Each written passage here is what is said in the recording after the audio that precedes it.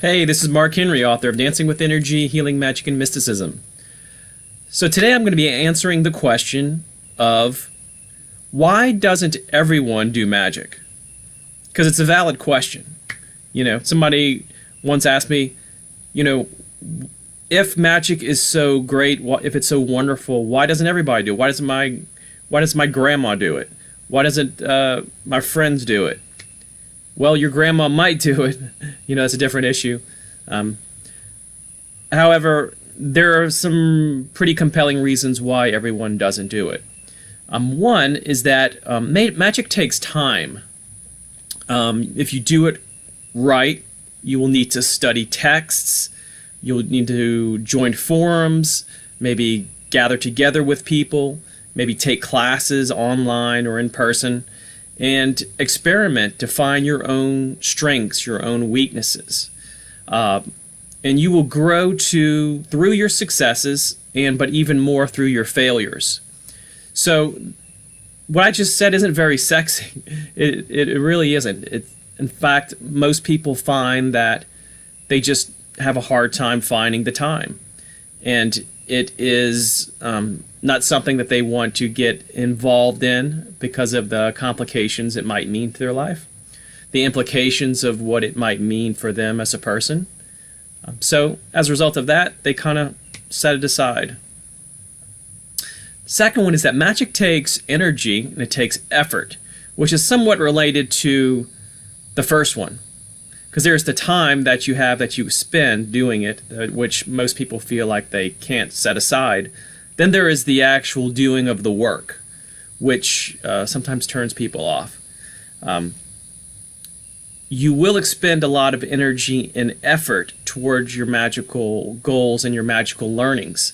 Most people find that they want this instantaneous manna from heaven type of thing from their magic, that they should snap their fingers and just what they want will appear. Well, that's not how magic works. It takes energy, it takes effort, but if you have your motivation, if it's something you'd really desire, you'll have your motivation, and of course you will be able to carry forth through it. But if it's just kind of a passing interest, I don't know, maybe I'll dabble a little bit. If that's where you are, that's fine. However, you probably won't get very far. Maybe in 50 years you might be able to do something, but just like anything, the more that you work at it, the more that you put forth your energy, your intention, then the real cool stuff starts to happen. Next reason, it's just not everyone's path. Many cultists are following what Aleister Crowley referred to as their true will. And they're following it, the practice of magic is part of their true will, is the intersection of the cosmos calling forth of them and their desire. Where that meets is your true will. And it's just not for everybody. Most people are called to do other things. They're not interested, or they don't feel drawn to delve into the deeper mysteries of life. They're just not there. They would rather just kind of stick to, maybe the outer trappings of religion, the surface area of things. Now, we as occultists and magicians, we tend to look deeper. We want to know more, and if we have the courage and the bravery, we will put ourselves in it, even into harm's way, if it means us learning something new.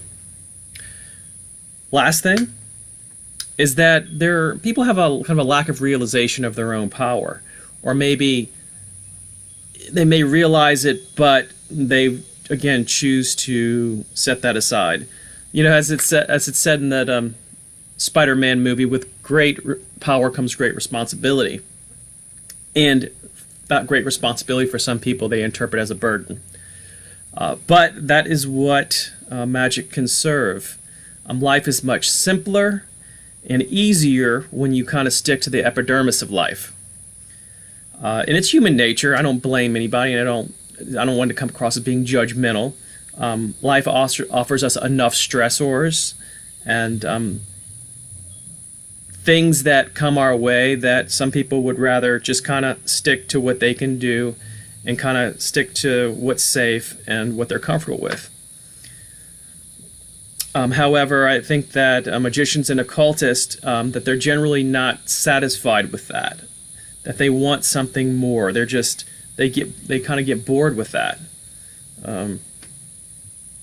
They even become, over time, working with these things, they become comfortable with the understanding that right is left and sometimes up means down, and all these other different types of paradoxes, things that don't make a lot of sense in the physical, the outer world, but it does make sense on another level. So these are the 4 reasons why everyone doesn't do magic, and there's nothing wrong with people not doing magic, just like anything, you know.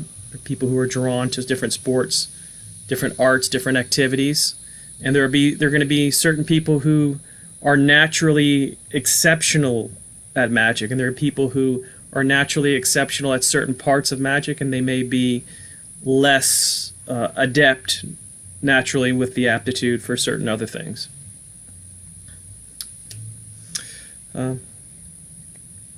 So that's basically it. Again, thanks for watching, thanks for your support, and look forward to seeing you in a future video.